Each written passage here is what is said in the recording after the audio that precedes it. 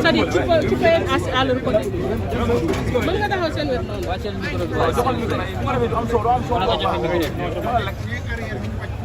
waaw xaar leen on peut s'organiser s'il vous plaît. Est-ce que doo leen en arrière leen s'il vous plaît.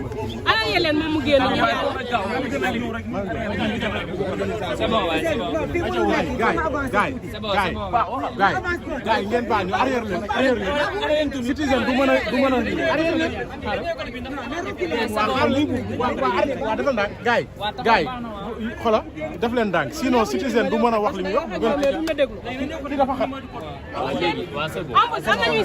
arrière voilà moom xam nga fii porte principale bi la léegi gars yi déplacé wu ñëw leen non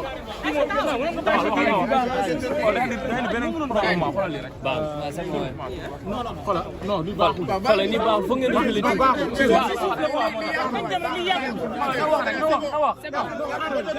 gars yi yéen ñëpp da ngeen di taxawee nii xoolal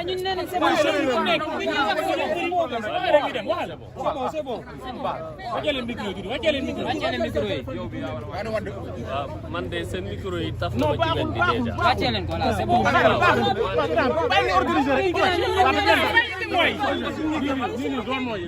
waaw d'accord ñu def rapidement.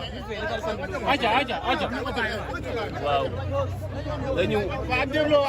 gars yi ñu déglu ah gars yi. aca demal. waaw dañu génnoon.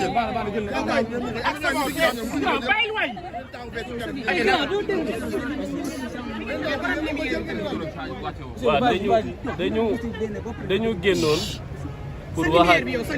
pour wax ak yéen ñu jëm ci wàllu wérgu yaramu président Ousmane Sonko ndax gis nañ ni boobu ba léegi yéen a ngi fi nit ñaa ngi dugg nit ñaa ngi génn sénégalais yaa ngi laajte donc liñ leen mën a wax mooy niñ ko gisee démb biñ jógee tribunal péripéties yi ñu dund yëpp gis nañ ko ba moom mu waxal ko boppam ci page Facebook am que ni depuis biñ ko jëlee forcé ko yóbbu ko tribunal dugal ko ci oto bi mu dem tribunal am fa malaise bañ ne dafa war a dem clinique ñu bañal ko mu ñëw fii ñu andi ko këram par la force ñu barricade këram ambulance bi mënu fa dugg moom mënta génn pendant 6 heures de temps ba ci 21 heures lañ koy soog a andi fii donc loolu mu waxal ko boppam li muy yëg ci yaramam biñ ko andee médecins yi jël nañ ko en charge di ko defal traitement li ñu mën a wax ci wérgu yaramam nit ñi dafa am loo xam te ni foog ñu wax ko ñu xam ko li ñu soxla ci wérgu yaramu Ousmane Sonko fi mu toll nii amaguñ ko donte ni médecins yaa ngi koy defar traitement bi war mais ñun li ñu soxla ci wérgu yaramam amaguñ ci lu dal suñu xel foog sénégalais yi xam loolu ñu ngi koy defar traitement naam mais ñun amaguñu lu dal suñu xel ci wàllu wérgu yaramu président Ousmane Sonko.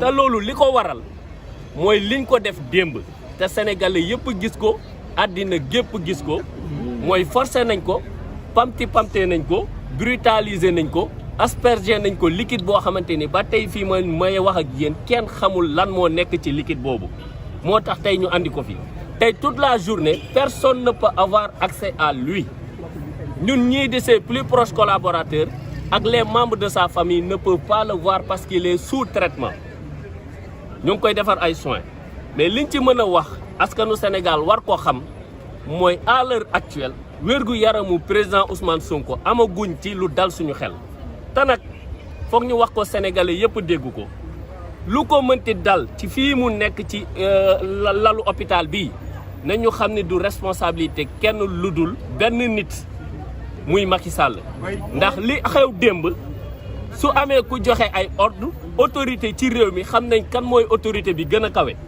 ndax Macky Sall lu mu bëgg ci réew mi dina ko am su fi bëggee jàmm dina ko am su fi bëggee fitna itam dina ko am mais kan mooy ordonné loolu takk der yi li nga xam ne moom la ñu def démb ordre yi ñu jot kan moo leen ko jox ki leen ko jox mooy ki nga xam ni mooy Macky Sall donc président Ousmane Sonko moo ngi fii donc lu ko dal na askanu Sénégal na àddina xam ni lañ ko def démb moo ko yóbbee ndax jël nit forcé ko yóbbu ko tribunal te yoon mee ko bu ko neexee mu bañ a dem nga asperger ko liquide boo xamante ni ba tey fii ñuy wax yéen kenn mënu la wax liquide boobu lan la ñu jëlaat ko forcé ko andiwaat ko këram te ñu waroon ko jëlee ci tribunal bi def ko ci ambulance yóbbu ko clinique ñu bañ pendant 6 heures de temps ñu bunkeriser ko këram ambulance mënul dem moom mënul génn ba 21 heures lañ koy soog a andi fii donc que Macky Sall na assumer l'entière responsabilité de l'état de santé dégradant du président Ousmane Sonko parce que ñun amuñu lu dal suñu xel ci wàllu wér-gu-yaram dañ koy wax. est-ce que mën nañ xaarandi ëllëg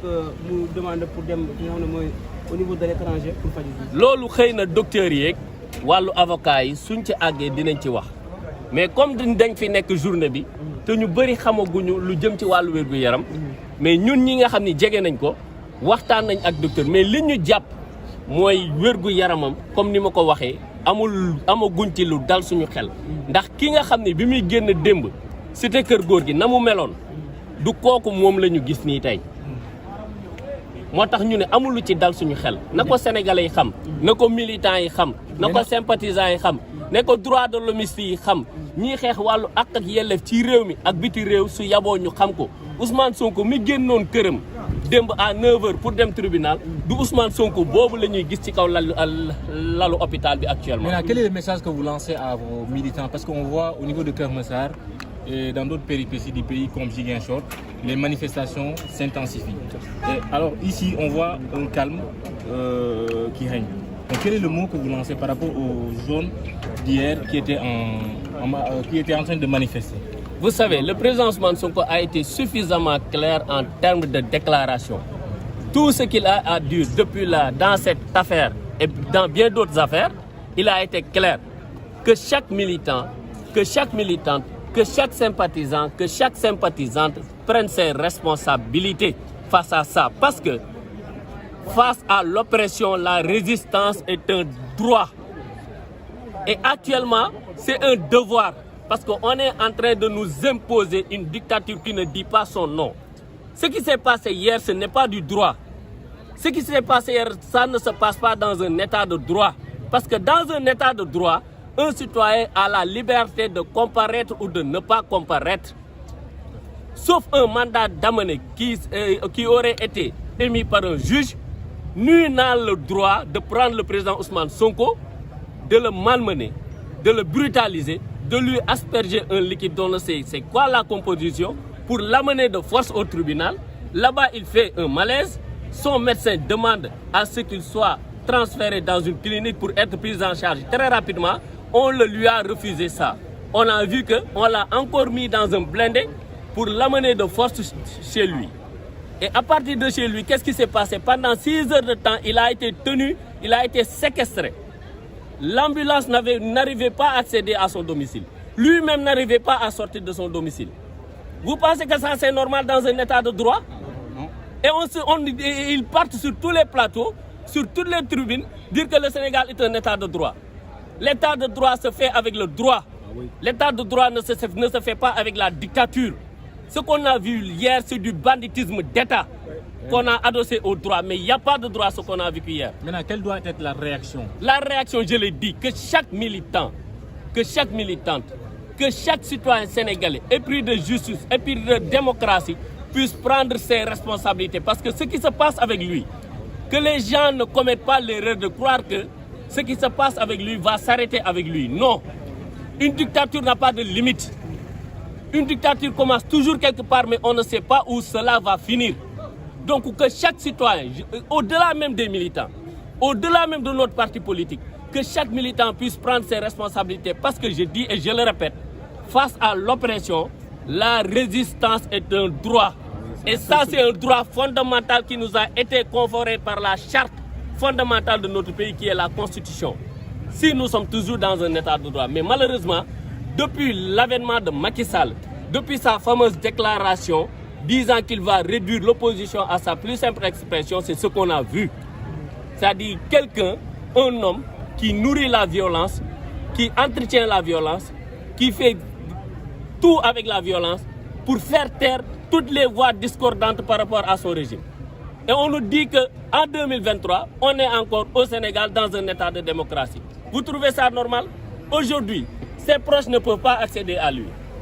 Nous, certains les membres de sa famille, pareil. Ses plus proches collaborateurs n'arrivent pas à accéder à lui depuis hier. Et je le dis, je le répète, et ça c'est pour la communauté internationale. L'État, nous ne sommes pas du tout tranquilles avec l'état de santé du président Ousmane Sonko. Tout ce qui lui arrivera sur son lit d'hôpital est de l'entièreté responsabilité de Macky Sall, qu'il assume cela. Donc que chacun prenne ses responsabilités face à ça. Je vous remercie. Pour le fait des nervis à Médina, nous avons également enregistré 2 morts. C'est déplorable. C'est déplorable. Comment un dossier que eux ils disent c'est un dossier ordinaire qui puisse conduire jusqu'à des meurtres, des morts, vous trouvez ça normal? C'est pas du tout normal. L'État est garant des libertés. L'État est garant de l'ordre public. D'accord, mais cet ordre public ne peut pas se faire avec un désordre, avec des ordres qui créent des désordres publics. Parce que quelqu'un qui décide d'aller au tribunal, si le président Sonko n'avait pas décidé de se rendre au tribunal, mais il allait rester chez lui. Leur responsabilité, c'est de l'accompagner et pour qu'il aille au tribunal en paix. La dernière fois, ils avaient cassé la vitre de son véhicule pour le ramener de force chez lui. Maintenant, ils l'ont brutalisé, ils ont cassé la vitre de son véhicule, ils leur ont aspergé, lui et son avocat, parce que son principal avocat est actuellement aussi dans cette clinique, qui est Maître Clel Seredorli, qui n'est pas du tout bien actuellement. Son état de santé préoccupe sa famille et ses collègues également. Et c'est l'avocat principal du président Ousmane Sonko dans ce dossier. Vous trouvez ça normal? Un dossier aussi simple que les gens disent ordinaire, mais qui crée toute cette tension-là. Quel est l'objectif derrière? Aujourd'hui, on peut dire clairement sans se tromper que l'objectif, c'est d'attenter à la vie du président Ousmane Sonko, parce que c'est ce qu'on a vu. Et ça ne passera pas. Et je le dis et je le répète, seul Macky Sall va endosser cette responsabilité-là. L'état de santé du président Ousmane Sonko nous préoccupe. Même s'il est sous traitement, ça ne nous rassure pas. Nous ne sommes pas rassurés par ce qu'on entend de l'intérieur. Et il faut qu'on le dise à l'opinion, il faut qu'on le dise à tout le monde pour qu'il le sache. Je vous remercie. Merci beaucoup. Quels sont les mots d'ordre?